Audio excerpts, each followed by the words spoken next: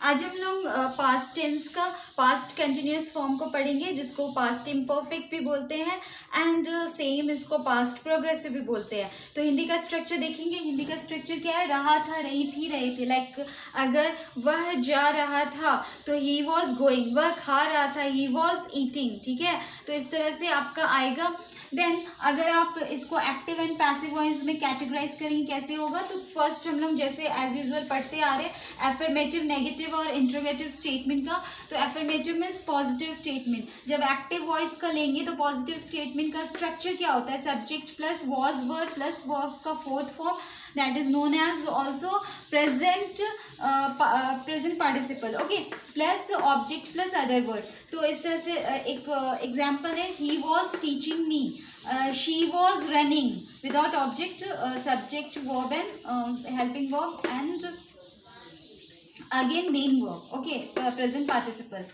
तो he was teaching me को अगर हम लोग ये एक्टिव वॉइस में है, इसको पैसिव में कन्वर्ट करेंगे तो पैसिव का स्ट्रक्चर क्या होता है? पैसिव का स्ट्रक्चर है, सब्जेक्ट है, वॉज वर रहेगा, वॉज एंड वर रहेगा, प्लस बीइंग यूज होगा एज यूजुअल क्योंकि प्रेजेंट में भी यूज हुआ था। देन प्लस वर्ब का थर्ड फॉर्म जो कि हमेशा आपको मिलेगा पैसिव फॉर्म में, यानी जिसको पास्ट पार्टिसिपल बोलते हैं, plus by preposition plus object. तो इसको चेंज करेंगे, मी का me is in the objective case क्योंकि सब्जेक्ट में चेंज होता है एक्टिव टू पैसिव में। तो ये आपका ऑब्जेक्ट जो है वो सब्जेक्ट में कन्वर्ट होगा। तो मी ऑब्जेक्टिव केस में, तो उसका सब्जेक्टिव क्या हो जाएगा? आई। तो मी का आई हो जाएगा। आई के साथ कौन सा वर्ब आएगा? वॉज आएगा। I was, again being. फिर उसके बाद वर्ब का थर्ड फॉर्म टीच का क्या होता है? Taught by. देन ही का क्या हो जाएगा? हिम। ओके, तो हो जाएगा I was being taught by him. Clear, convert हो गया।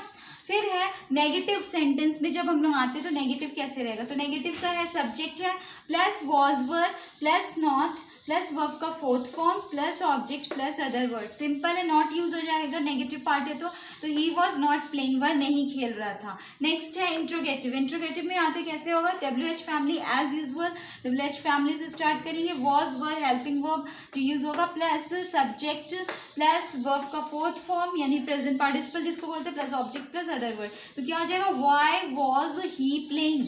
सिंपल, अगर इंट्रोगेशन वाला क्वेश्चन है कि वह क्यों खेल रहा था, why was he playing. Then अगर आपको इंट्रोगेटिव प्लस नेगेटिव बनाना है तो यहाँ पे सिंपल वॉज के साथ आप वॉजंट लगा दें, मतलब was not, why was not he playing लिखे, या शॉर्ट में व्हाई वॉजंट ही प्लेइंग, इस तरह से आप लिख सकते हैं। देन फिर आपका आएगा, अगर आपको यस नो वाला क्वेश्चन देना है तो वाई जो है आप हट जाएगा, सीधा वॉज ही प्लेइंग। तो हो जाएगा क्या वह खेल रहा था? तो यस वह खेल रहा था, नहीं खेल रहा था तो नो में आंसर देंगे। ठीक है, तो ये हो गया यस नो वाला क्वेश्चन। अब आते हैं हम लोग पैसिव वॉइस का स्ट्रक्चर समझ लिए, उसका एक एग्जाम्पल देख लेते हैं एक्टिव टू पैसिव का। Like this is the example, they were teaching us, they were teaching us, वे हमें पढ़ा रहे थे। तो इसको अगर हम लोग पैसिव वॉइस में कन्वर्ट करेंगे, सो सिंपल, अस जो है ऑब्जेक्टिव केस में वो सब्जेक्ट में आएगा।